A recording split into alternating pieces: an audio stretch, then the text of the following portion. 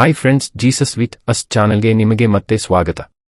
ಭಯಪಡಬೇಡ, ನಾನು ನಿಮ್ಮ ಜೊತೆ ಇದ್ದೇನೆ ಎಂದು ಹೇಳಿದ ಯೇಸುವೇ ವಂದನೆ. ನಮ್ಮ ರಕ್ಷಕರಾದ ಯೇಸುವೇ ಸ್ತೋತ್ರ. ತಂದೆ, ನಿಮ್ಮ ನಾಮದಲ್ಲಿ ನಂಬಿಕೆ ಇಟ್ಟು ನಮ್ಮ ಕುಟುಂಬಕ್ಕಾಗಿ ಪ್ರಾರ್ಥಿಸುತ್ತೇವೆ. ನೀವು ನಮ್ಮ ಪ್ರಾರ್ಥನೆಗೆ ಉತ್ತರಿಸುವ ದೇವರಾಗಿದ್ದೀರಿ. ದೇವ, ನಮ್ಮ ಎಲ್ಲಾ ದುಃಖ, ಕಷ್ಟ, ರೋಗ, ನೋವು, ನಿರಾಶೆ, ತೊಂದರೆ ಎಲ್ಲವನ್ನೂ ನಿಮಗೆ ಸಮರ್ಪಿಸುತ್ತೇವೆ. ಯೇಸು ನಾಮದಲ್ಲಿ ಆಜ್ಞಾಪನೆ ಮಾಡು. ಅಸಾಧ್ಯವಾದ ಕಾರ್ಯಗಳನ್ನು ಮಾಡುವ ಶಕ್ತಿ ಪ್ರಾರ್ಥನೆಗೆ ಇದೆ. ನೀವು ಫಸ್ಟ್ ಟೈಮ್ ನಮ್ಮ ಚಾನಲ್ಗೆ ಬಂದಿದ್ದಾರೆ, ಸಬ್ಸ್ಕ್ರೈಬ್ ಮಾಡಿ. ವಿಡಿಯೋ ಇಷ್ಟವಾದಲ್ಲಿ ಲೈಕ್ ಮಾಡಿ, ಶೇರ್ ಮಾಡಿ. ನಿಮ್ಮಿಂದ ನಮಗೆ ಹೊಸ ವಿಡಿಯೋ ಮಾಡಲು ಸ್ಫೂರ್ತಿ ಸಿಗುತ್ತದೆ. ವಿಮೋಚನಕಾಂಡ ಅಧ್ಯಾಯ 6. ಅದಕ್ಕೆ ಯೆಹೋವನು, ನಾನು ಫರೋಹನಿಗೆ ಮಾಡುವುದನ್ನು ನೀನು ಈಗ ನೋಡುವೆ. ಅವನು ನನ್ನ ಭುಜಬಲದಿಂದ ಅವರನ್ನು ಹೋಗಗೊಡಿಸುವನು. ನನ್ನ ಭುಜಬಲದಿಂದ ಪೀಡಿತನಾಗಿ ಅವರನ್ನು ತನ್ನ ದೇಶದಿಂದ ಹೊರಡಿಸುವನು ಅಂದನು. ಇದಲ್ಲದೆ ದೇವರು ಮೋಶೆಯ ಸಂಗಡ ಮಾತಾಡಿ ಇಂತೆಂದನು, ನಾನು ಯೆಹೋವನು.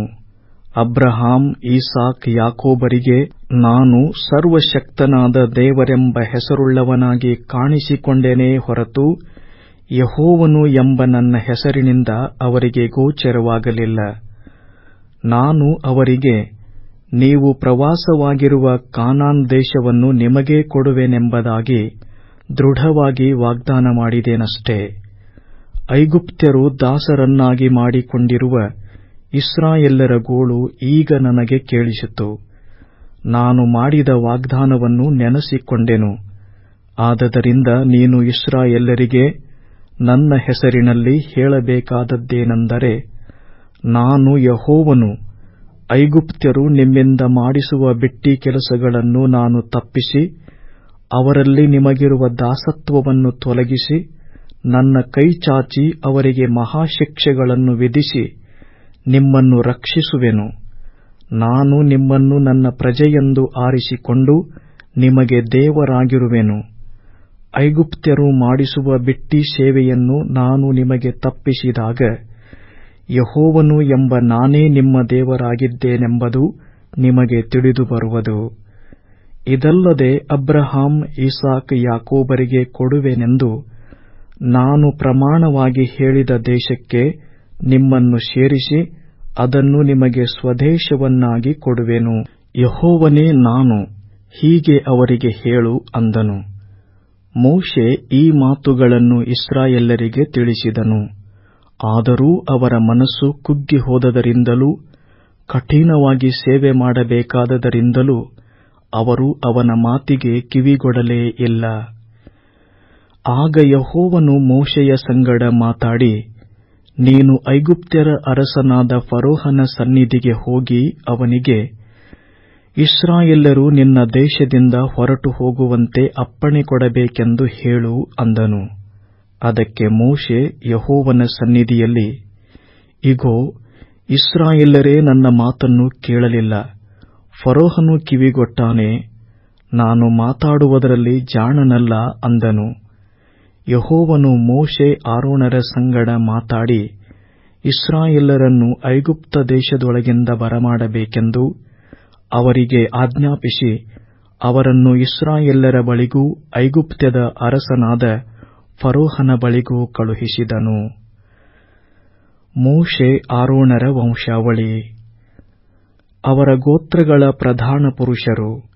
ಇಸ್ರಾಯೇಲನ ಚೊಚ್ಚಲ ಮಗನಾದ ರೂಬೇನನಿಗೆ ಹನೋಕ್, ಫಲ್ಲು, ಹೆಚ್ರೋನ್, ಕರ್ಮಿ ಎಂಬವರು ಮಕ್ಕಳು.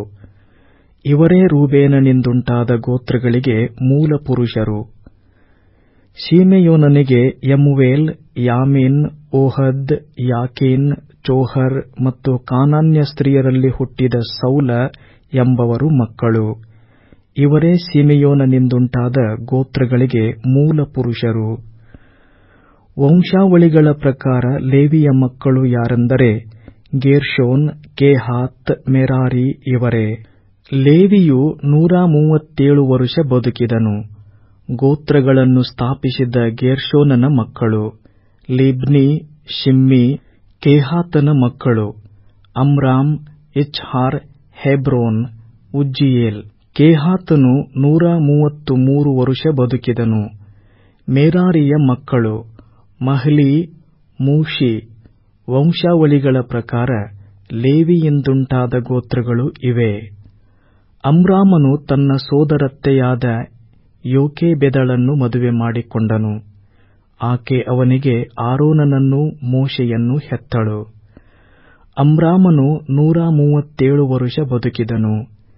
ಇಚ್ಹಾರನ ಮಕ್ಕಳು ಕೋರಹ, ನೆಫೆಗ್, ಜಿಕ್ರಿ. ಉಜ್ಜಿಯೇಲನ ಮಕ್ಕಳು ಮೀಶಾಯೇಲ್, ಎಲ್ಚಾಫಾನ್, ಸಿತ್ರಿ. ಆರೋನನು ಅಮ್ಮಿನಾದಾಬನ ಮಗಳಾಗಿಯೂ ನಹಶೋನನ ತಂಗಿಯಾಗಿಯೂ ಇರುವ ಎಲೀಶೇಬಳನ್ನು ಮದುವೆ ಮಾಡಿಕೊಂಡನು. ಆಕೆಯಲ್ಲಿ ಅವನಿಗೆ ನಾದಾಬ್, ಅಬೀಹೂ, ಎಲ್ಲಾಜಾರ್, ಈತಾಮಾರ್ ಎಂಬಿವರು ಹುಟ್ಟಿದರು. ಕೋರಹನ ಮಕ್ಕಳು ಅಸ್ಸೀರ್, ಎಲ್ಕಾನ, ಅಬಿಯಾಸಾಫ್. ಇವರೇ ಕೋರಹಿಯರ ಗೋತ್ರ ಸ್ಥಾಪಕರು. ಆರೋನನ ಮಗನಾದ ಎಲ್ಲಾಜಾರನು ಪೂಟಿಯೇಲನ ಹೆಣ್ಣು ಮಕ್ಕಳೊಳಗೆ ಒಬ್ಬಾಕೆಯನ್ನು ಮದುವೆ ಮಾಡಿಕೊಂಡನು. ಆಕೆ ಅವನಿಗೆ ಫಿನೆಹಾಸನನ್ನು ಹೆತ್ತಳು. ಅವರವರ ಗೋತ್ರದ ಮೇರೆಗೆ ಇವರೇ ಲೇವಿಯರ ಪೂರ್ವಿಕರು. ಇಸ್ರಾಯೇಲ್ಯರ ಸೈನ್ಯವನ್ನೆಲ್ಲ ಐಗುಪ್ತ ದೇಶದಿಂದ ನಡೆಸಿಕೊಂಡು ಬರುವುದಕ್ಕೆ ಯೆಹೋವನಿಂದ ಆಜ್ಞೆ ಹೊಂದಿದ ಆರೋನ್, ಮೋಶೆಯರು ಇವರೇ. ಇಸ್ರಾಯೇಲ್ಯರನ್ನು ಐಗುಪ್ತ ದೇಶದಿಂದ ಹೊರಗೆ ಬರಮಾಡುವುದಕ್ಕಾಗಿ ಐಗುಪ್ತ್ಯರ ಅರಸನಾದ ಫರೋಹನ ಸಂಗಡ ಮಾತಾಡಿದಂತಹ ಮೋಶೆ, ಆರೋನರು ಇವರೇ. ಮೋಶೆ, ಆರೋನರು ಫರೋಹನ ಮುಂದೆ ಮಹತ್ಕಾರ್ಯ ಮಾಡಿದ್ದು. ಯೆಹೋವನು ಐಗುಪ್ತ ದೇಶದಲ್ಲಿ ಮೋಶೆಯ ಸಂಗಡ ಮಾತಾಡಿದಾಗ ಆತನು ಅವನಿಗೆ, ನಾನು ಯೆಹೋವನು, ನಾನು ನಿನಗೆ ಹೇಳುವುದನ್ನೆಲ್ಲ ನೀನು ಐಗುಪ್ತ್ಯರ ಅರಸನಾದ ಫರೋಹನ ಸನ್ನಿಧಿಯಲ್ಲಿ ಹೇಳಬೇಕೆಂದು ಹೇಳಲಾಗಿ, ಮೋಶೆ ಯೆಹೋವನಿಗೆ, ಸ್ವಾಮಿ, ನಾನು ಮಾತಾಡುವುದರಲ್ಲಿ ಜಾಣನಲ್ಲ, ಫರೋಹನು ನನ್ನ ಮಾತನ್ನು ಹೇಗೆ ಕೇಳಾನು ಅಂದನು. ವಿಮೋಚನಕಾಂಡ ಅಧ್ಯಾಯ 7. ಆಗ ಯೆಹೋವನು ಮೋಶೆಗೆ ಇಂತೆಂದನು, ನಿನ್ನನ್ನು ಫರೋಹನಿಗೆ ದೇವರ ಸ್ಥಾನದಲ್ಲಿ ನೇಮಿಸಿದ್ದೇನೆ ನೋಡು. ನಿನ್ನ ಅಣ್ಣನಾದ ಆರೋನನು ನಿನಗೋಸ್ಕರ ಪ್ರವಾದಿಯಾಗಿರುವನು. ನಾನು ನಿನಗೆ ಆಜ್ಞಾಪಿಸುವುದನ್ನೆಲ್ಲ ನೀನು ಹೇಳಬೇಕು. ಇಸ್ರಾಯೇಲ್ಯರು ದೇಶದಿಂದ ಹೊರಟು ಹೋಗುವುದಕ್ಕೆ ಅಪ್ಪಣೆ ಕೊಡಬೇಕೆಂಬುದಾಗಿ ನಿನ್ನ ಅಣ್ಣನಾದ ಆರೋನನೇ ಫರೋಹನ ಮುಂದೆ ಮಾತಾಡಬೇಕು. ಆದರೂ ನಾನು ಫರೋಹನ ಮನಸ್ಸಿನಲ್ಲಿ ಹಠವನ್ನು ಹುಟ್ಟಿಸಿ ಐಗುಪ್ತ ದೇಶದಲ್ಲಿ ಅನೇಕ ಸೂಚಕ ಕಾರ್ಯಗಳನ್ನೂ ಅದ್ಭುತ ಕಾರ್ಯಗಳನ್ನು ನಡೆಸಿ ನನ್ನ ಶಕ್ತಿಯನ್ನು ತೋರಿಸುವೆನು. ಫರೋಹನು ನಿಮ್ಮ ಮಾತನ್ನು ಕೇಳುವುದಿಲ್ಲ. ಆಗ ನಾನು ಐಗುಪ್ತ ದೇಶದವರನ್ನು ಬಾಧಿಸಿ ಅವರಿಗೆ ಮಹಾಶಿಕ್ಷೆಗಳನ್ನು ವಿಧಿಸಿ ನನ್ನ ಜನರಾಗಿರುವ ಇಸ್ರಾಯೇಲ್ಯರ ಸೈನ್ಯವನ್ನೆಲ್ಲ ಐಗುಪ್ತ ದೇಶದಿಂದ ಹೊರತರುವೆನು. ನಾನು ಐಗುಪ್ತ್ಯರಿಗೆ ವಿರೋಧವಾಗಿ ಕೈಚಾಚಿ ಅವರ ಮಧ್ಯದಿಂದ ಇಸ್ರಾಯೇಲ್ಯರನ್ನು ಹೊರತಂದಾಗ ನಾನು ಯೆಹೋವನೆಂಬುದನ್ನು ಐಗುಪ್ತ್ಯರು ತಿಳಿದುಕೊಳ್ಳುವರು ಅಂದನು. ಯೆಹೋವನ ಆಜ್ಞೆಯಂತೆಯೇ ಮೋಶೆ, ಆರೋನರು ಮಾಡಿದರು. ಅವರು ಫರೋಹನ ಹತ್ತಿರ ಮಾತಾಡಿದ ಕಾಲದಲ್ಲಿ ಮೋಶೆ 80 ವರುಷದವನೂ ಆರೋನನು 83 ವರುಷದವನೂ ಆಗಿದ್ದರು. ಯೆಹೋವನು ಮೋಶೆ, ಆರೋನರ ಸಂಗಡ ಮಾತಾಡಿ, ಫರೋಹನು ನಿಮಗೆ, ನಾನು ನಿಮ್ಮ ಮಾತನ್ನು ನಂಬುವಂತೆ ನೀವು ಮಹತ್ಕಾರ್ಯವನ್ನು ನನ್ನ ಮುಂದೆ ಮಾಡಬೇಕೆಂದು ಹೇಳಿದರೆ, ಮೋಶೆಯು ಆರೋನನಿಗೆ, ನಿನ್ನ ಕೈಯಲ್ಲಿರುವ ಕೋಲನ್ನು ಫರೋಹನ ಮುಂದೆ ನೆಲದಲ್ಲಿ ಬೀಸಾಡು ಎಂದು ಹೇಳಬೇಕು, ಅದು ಸರ್ಪವಾಗುವುದು ಎಂದು ಆಜ್ಞಾಪಿಸಿದನು. ಮೋಶೆ, ಆರೋನರು ಫರೋಹನ ಬಳಿಗೆ ಹೋಗಿ ಯೆಹೋವನು ತಮಗೆ ಆಜ್ಞಾಪಿಸಿದಂತೆಯೇ ಮಾಡಿದರು. ಆರೋನನು ತನ್ನ ಕೋಲನ್ನು ಫರೋಹನ ಮತ್ತು ಅವನ ಪರಿವಾರದವರ ಮುಂದೆ ನೆಲದಲ್ಲಿ ಬೀಸಾಡಿದಾಗ ಅದು ಸರ್ಪವಾಯಿತು. ಫರೋಹನು ಐಗುಪ್ತ ದೇಶದ ವಿದ್ವಾಂಸರನ್ನೂ ಮಂತ್ರಗಾರರನ್ನೂ ಕರೆಸಿದಾಗ ಆ ಜೋಯಿಸರು ತಮ್ಮ ಗುಪ್ತ ವಿದ್ಯೆಗಳಿಂದ ಅದೇ ರೀತಿಯಾಗಿ ಮಾಡಿದರು. ಅವರು ತಮ್ಮ ತಮ್ಮ ಕೋಲುಗಳನ್ನು ನೆಲಕ್ಕೆ ಬೀಸಾಡಲು ಅವು ಸರ್ಪಗಳಾದವು. ಆದರೆ ಆರೋನನ ಕೋಲು ಅವರ ಕೋಲುಗಳನ್ನು ನುಂಗಿಬಿಟ್ಟಿತು. ಯೆಹೋವನು ಮೊದಲು ಹೇಳಿದ್ದಂತೆಯೇ ಫರೋಹನ ಹೃದಯವು ಕಠಿಣವಾಯಿತು. ಅವನು ಅವರ ಮಾತಿಗೆ ಕಿವಿಗೊಡದೆ ಹೋದನು. ನೈಲ್ ನದಿಯ ನೀರು ರಕ್ತವಾದದ್ದು. ತರುವಾಯ ಯೆಹೋವನು ಮೋಶೆಗೆ, ಫರೋಹನ ಹೃದಯವು ಮೊಂಡಾಗಿದೆ, ತಾನು ಜನರಿಗೆ ಅಪ್ಪಣೆ ಕೊಡುವುದಿಲ್ಲವೆನ್ನುತ್ತಾನೆ. ಬೆಳಿಗ್ಗೆ ಫರೋಹನ ಬಳಿಗೆ ಹೋಗು. ಅವನು ನದಿಗೆ ಹೋಗುತ್ತಾನಲ್ಲ, ಸರ್ಪವಾಗಿ ಮಾಡಲ್ಪಟ್ಟ ಆ ಕೋಲನ್ನು ನಿನ್ನ ಕೈಯಲ್ಲಿ ಹಿಡಿದುಕೊಂಡು ಅವನನ್ನು ಎದುರುಗೊಳ್ಳುವುದಕ್ಕೆ ನೈಲ್ ನದಿ ತೀರದಲ್ಲಿ ನಿಂತುಕೊಂಡು ಹೀಗನ್ನಬೇಕು, ಇಬ್ರಿಯರ ದೇವರಾದ ಯೆಹೋವನು ನನ್ನನ್ನು ನಿನ್ನ ಬಳಿಗೆ ಕಳುಹಿಸಿ ಅರಣ್ಯದಲ್ಲಿ ತನ್ನನ್ನು ಆರಾಧಿಸುವಂತೆ ತನ್ನ ಜನರಿಗೆ ಅಪ್ಪಣೆ ಕೊಡಬೇಕೆಂದು ನಿನಗೆ ಆಜ್ಞಾಪಿಸಿದನಷ್ಟೆ. ಈವರೆಗೂ ನೀನು ಲಕ್ಷ್ಯಕ್ಕೆ ತರಲಿಲ್ಲ. ಆದದರಿಂದ ಯೆಹೋವನು ಮತ್ತೆ ಹೇಳುವುದೇನೆಂದರೆ, ನೀನು ನನ್ನನ್ನು ಯೆಹೋವನೆಂದು ತಿಳಿದುಕೊಳ್ಳುವುದಕ್ಕಾಗಿ ನನ್ನ ಸೇವಕನ ಕೈಯಲ್ಲಿರುವ ಕೋಲಿನಿಂದ ನೈಲ್ ನದಿಯ ನೀರನ್ನು ಹೊಡಿಸುವೆನು. ಆಗ ಅದು ರಕ್ತವಾಗುವುದು. ನದಿಯಲ್ಲಿರುವ ಮೀನುಗಳು ಸಾಯುವವು.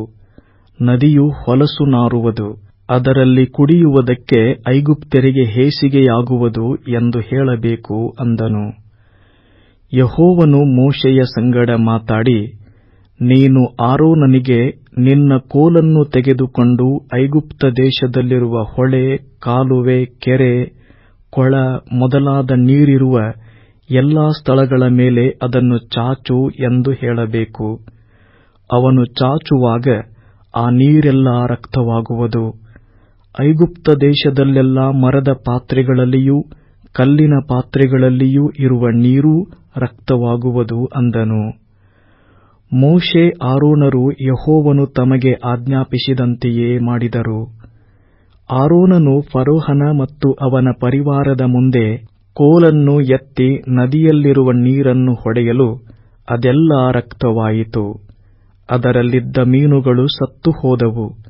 ನದಿಯು ಹೊಲಸು ನಾರಿದ್ದರಿಂದ ಐಗುಪ್ತ್ಯರು ಅದರಲ್ಲಿ ಕುಡಿಯಲಾರದೆ ಹೋದರು.